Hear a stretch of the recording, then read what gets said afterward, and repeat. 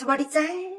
มื้อนี้เช้านี้สิพี่น้องกินส้มตำปลาร้าเผ็ดๆนัวๆหมู3ชั้นทอดน้ำปลากรอบๆหอมๆนั่งไก่ทอดผักขมมีชะอมผักกระจองผักบุ้งหนาผักกูดหน่อไม้ต้มมาลงมือกินกันเลยจ้าเดี๋ยวยมส้มตำเผ็ดๆก่อนเนาะบ่โกเฮิมจ้ะ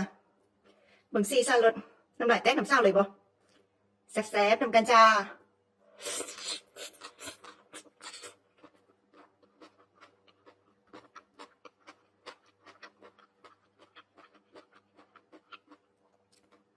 คำเดียวตาแจ้ง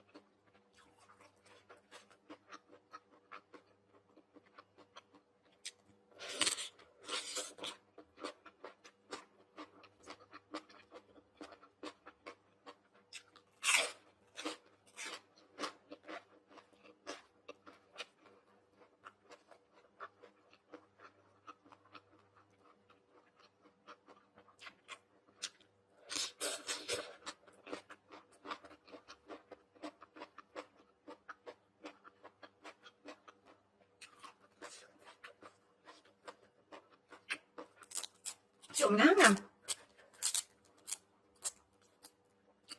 อุปกรณ์นะจ๊ะ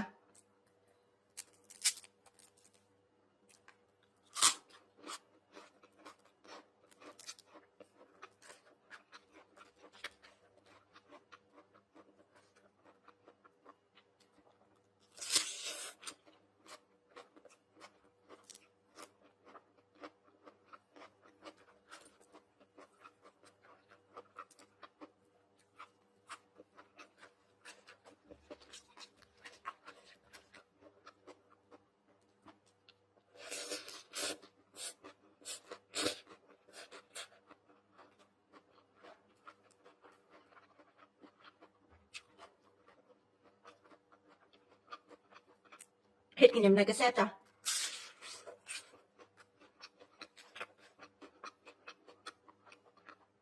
กรอบนอกนุ่มใน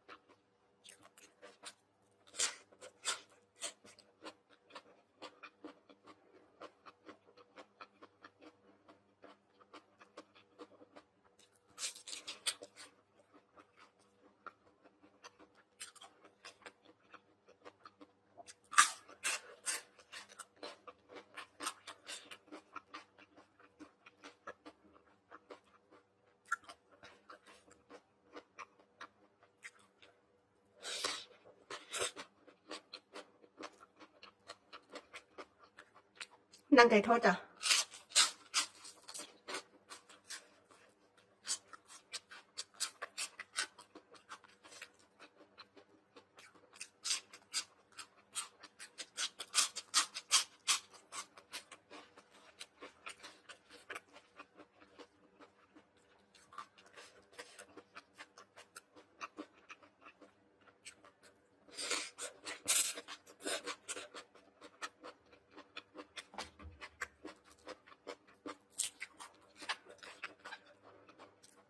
หน่อไม้บำหน่อไม้สดต้ม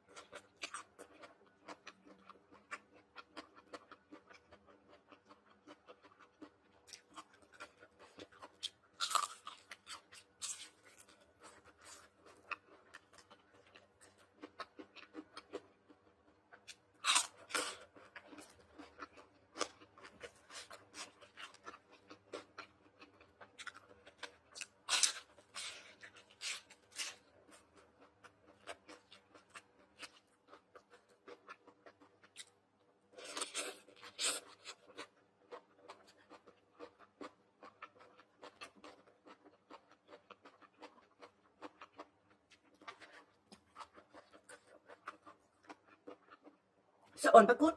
วับแหง